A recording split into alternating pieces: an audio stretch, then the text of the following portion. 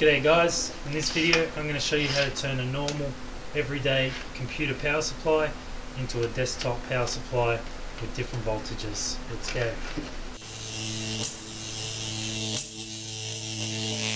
Right, first thing I'm going to do is just put a bit of disclaimer on this. If you're unfamiliar with 230 volt, these voltages can cause serious harm and also kill you, so if you're not sure what you're doing, maybe best to stay away and just stay on and watch and enjoy the video. Alright, let's get into it.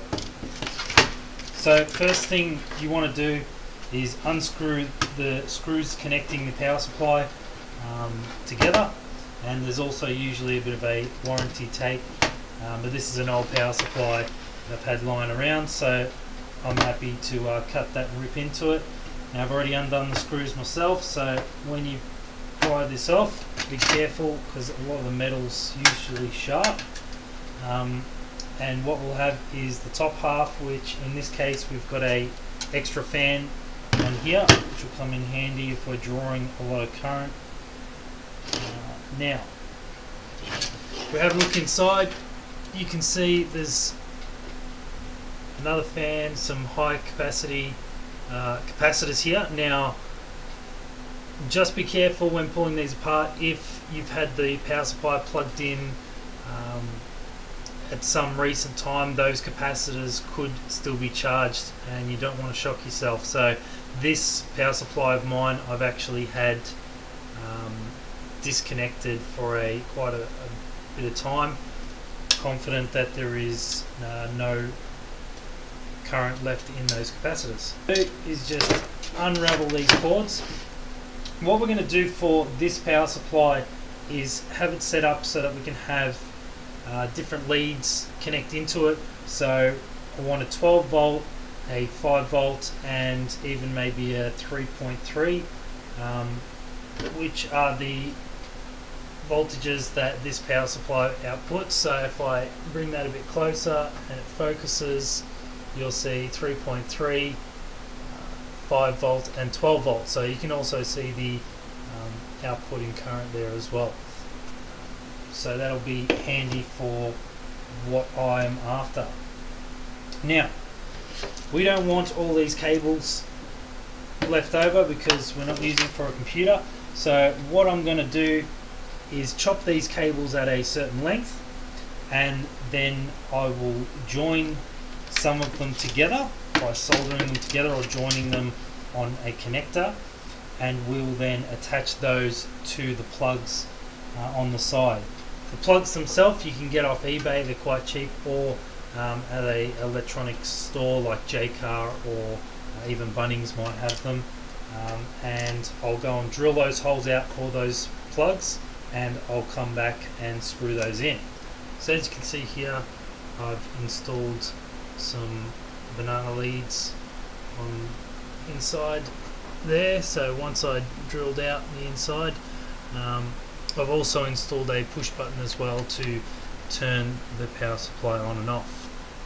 So I took the fan off, made it a bit easier in drilling holes so I didn't drill all the way through into the fan.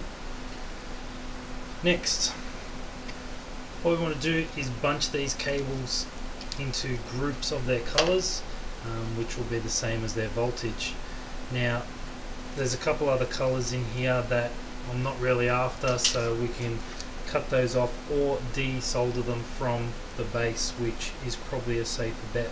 So I'm going to go ahead and pull the board off of this, the bottom case.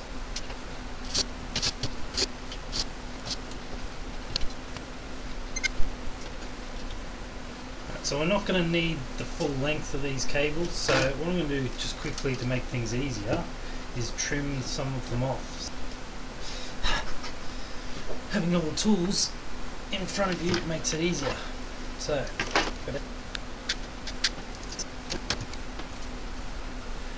right, so some of the colours that I know I want are going to be the black for ground, the yellow for 12, red for 5, and the orange for 3.3. Now the last thing you do want is this green wire here. The green wire, when touched to the ground wire, being the black, actually turns the power supply on. So we're going to need that to hook up to our push button. Now the colours that we don't want, like the blue and white, pink, grey, etc., I'll just desolder those from underneath, pull the wire through, and therefore there's no leftover exposed bits of wire which could potentially short out.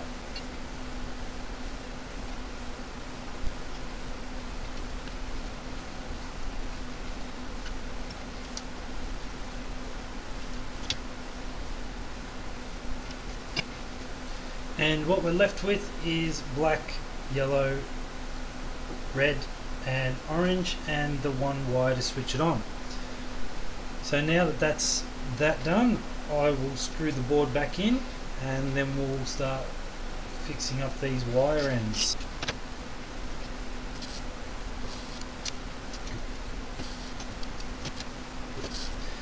Now I wouldn't suggest screwing up electronics with an impact driver. The only reason I'm doing it is because this Makita has a really low torque setting and speed, so it's not going to cause too many issues unless I try and really stick it down. So now what we'll do is go through and group the colours, and we're going to start trimming the ends off each of the wires so we can start to get those connected onto the end of the banana clips.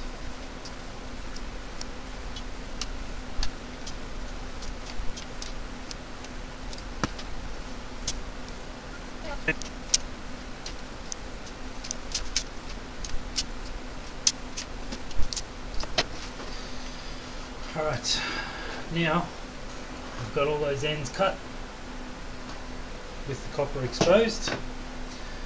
We can look at joining these wires onto those terminals.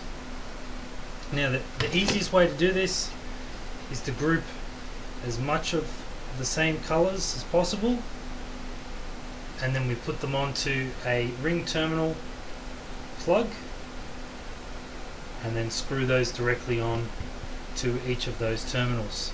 So what I'm going to designate here, black for black, yellow for yellow, red for red, and unfortunately I didn't have an orange plug when I did this, so I'll put the orange onto the blue, and I can write each of the voltages with a permanent texter underneath those, so we know which voltage is which. Alright, so what I got here is a little container of those little terminals. So if I pull a couple out, what you'll see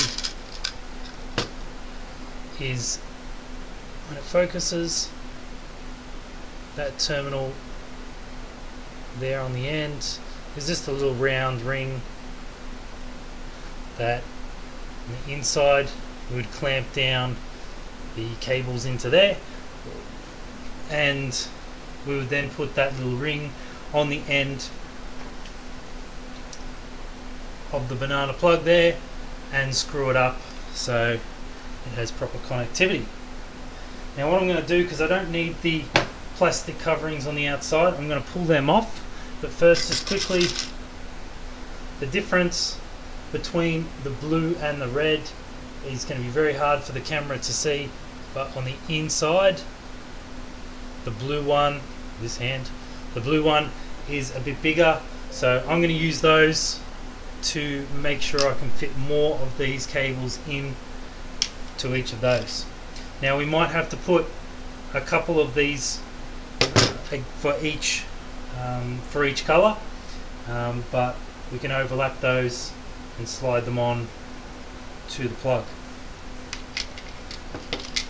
So I'm going to start by pulling these plastic covers off because I don't need them. They also do act as a barrier so that you don't touch the actual live terminal. Since this is all going to be inside this sealed case, I'm not too stressed. So what I've got here We'll start with the orange, 3.3 volt. Now each of these cables, we want to get that inside, joined together inside one of those ring terminals, clamp it down, and then I might add a little bit of solder just to reinforce that connection. So I'm going to start by just giving the ends of the wires a quick twist, and we can start feeding these into the terminals. And there might be the odd one strand of cable that doesn't go through. Not a big worry as long as that strand isn't touching any other components on the board to short out. I'm struggling to fit this last cable in, so what I might do is take them all out, find a little screwdriver, we can press that in. I don't have the right screwdriver, so what I'm going to do is find anything I can jam in there, just try and pry it open a little bit. So I've pried the end open, which should allow me to fit in that last piece of wire. Good. Right, now that they're all in there, I'm going to crimp these down. Now, usually I'd use my crimpers, but I just want to get these closed over a little bit, like that. Now that that's over, I'm going to crimp that down. Now one of the other things I'm going to do, just quickly, soldering iron, add a little bit in there. It'll just give it that little bit more strength and stop some of the wires coming out, and also if there's any issues with one of the wires not actually touching, we want all those wires touching so we can get the full current capacity from that 3.3 volt or whichever one it is.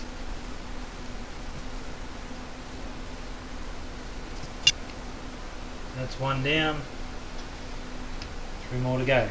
Now since with the yellow ones we've got 6 wires here, instead of trying to pry open one of the terminals, I know I can fit 3 wires into one of these, so what I'm going to do is grab a second one and we're just going to put 3 in each and overlap them onto the plug when we screw them down.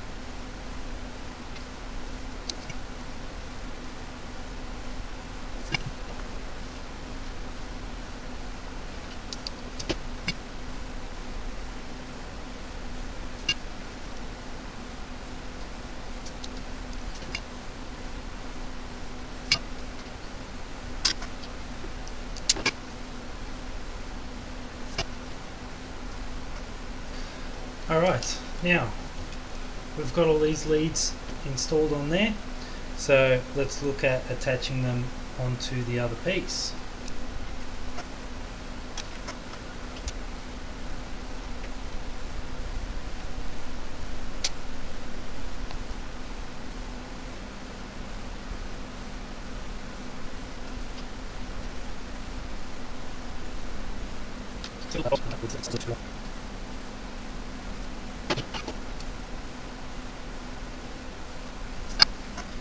Now on the push button we're going to have one terminal that goes to the green wire and one that goes to the black, so instead of running that back to the board I'm just going to earth that onto that neutral, and to do that I'm just going to use a piece of leftover wire at a ring terminal on each end.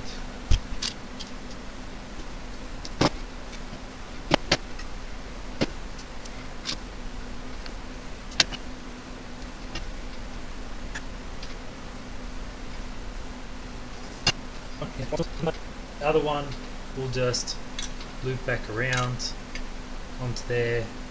There we go. So as you can see there, that creates one half of that circuit. Now I'm going to have to bend these pins down on the push button, because otherwise they'll make contact with the fan. You won't be able to get that fan in there, so I'm just going to bend that down. It's quite easy, and keep going. Now with that all done, we're left with these wires ready to go onto here. So the first thing I'm going to do is add the green wire back on to the other side of that push button, as it'll need to bend down as well. Now that that's done, I'm going to add the fan back on. So making sure we add the fan back the right way. We don't want the fan to be spinning the opposite way to what it should be. And with that going back on, make sure that the cables can reach back where it plugs into.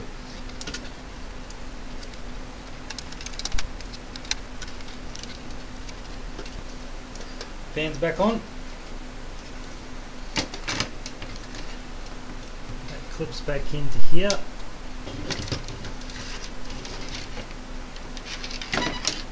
Now we can add each colour on to the corresponding plug.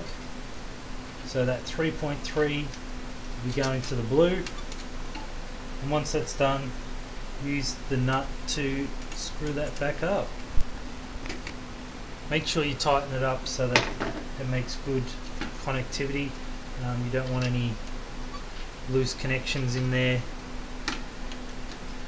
If there is, it could cause a spark or some extra or overheating.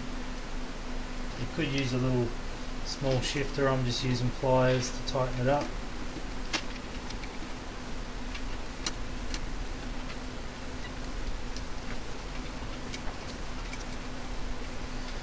Alright, now we've got all the terminals on. What we're going to do is put this case back together again.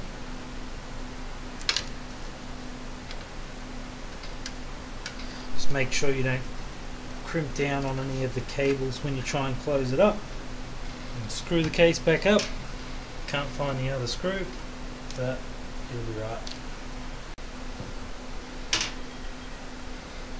Okay guys, now I tried testing this power supply, plugged it in, tried turning it on with the switch, didn't turn on.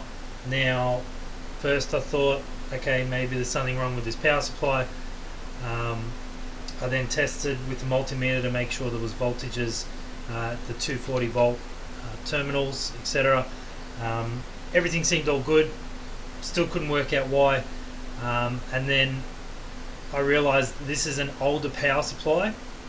Now the older power supplies require a load across the grey wire, which you might remember we cut out. So it turns out with the older power supplies, a load is required, and with that load across that 5-volt rail, the power supply then realizes that there's something connected and it'll actually stay on. So what I'm going to have to do is install one of these ceramic 5-watt. It's a 5-watt 10 ohm resistor. I don't think that focused, but I'll install this between the 5-volt rail and ground, and that should hopefully fix this issue. Now just be wary that the ceramic resistors do put off a lot of heat, so you don't want it touching up against anything. You don't want it sitting against any plastic or anything that may be affected by heat. Luckily enough, in this power supply there's 2 fans, so where I install this hopefully should be somewhere where the heat will get all sucked out by those fans.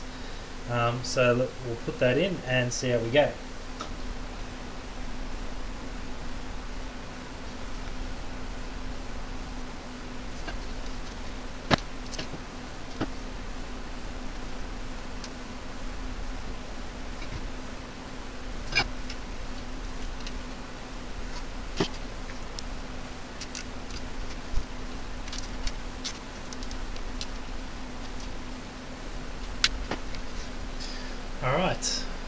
As you can see there, I've got that resistor in, connected, 5 volt and ground. I've actually got it suspended in the air from the wires, and the red and black wires are actually held down by the cable ties there, so it's just a little bit suspended, far enough away from anything that the heat won't melt, and that heat should either suck out of the one fan on the top of the case or the one fan pulling it out the back. Just making sure that when this case goes on the top, that those capacitors there and the resistor have enough room to move so that they're not touching. Let's put it back together, see how we go this time.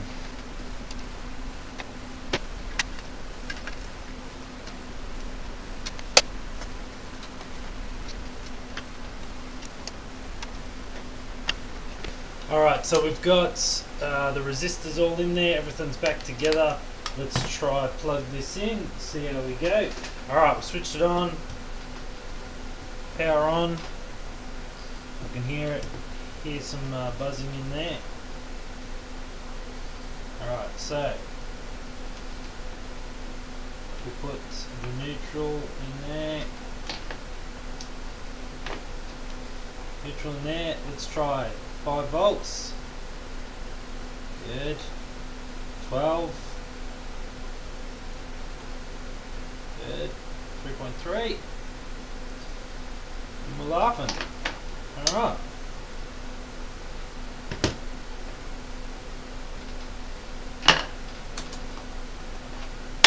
All good.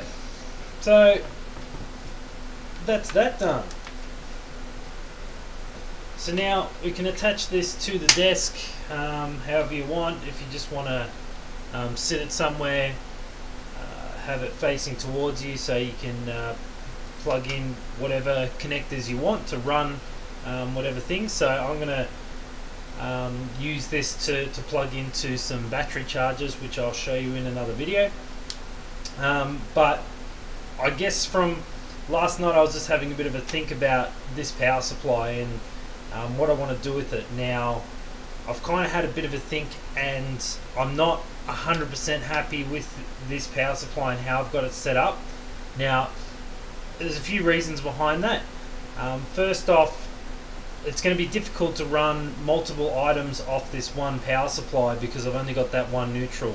Now unless I was to have a bunch of connectors going into this one neutral, it's going to be a bit harder. So that's one thing. Now the other thing is that there's no protection on this, so you just have to be careful that whatever you're plugging in, if you're going to test let's say a circuit board that you've built from scratch, if you've got a short on that board, this power supply will not have any type of protection to say, hey, don't turn on or anything like that. It'll try and kick in, and most likely if there's a short, depending on the power supply, I would assume that this one, for example, would switch on, realize there's a fault, turn off, but then try and kick back in again. So it's probably not going to be good for whatever circuit you've just built.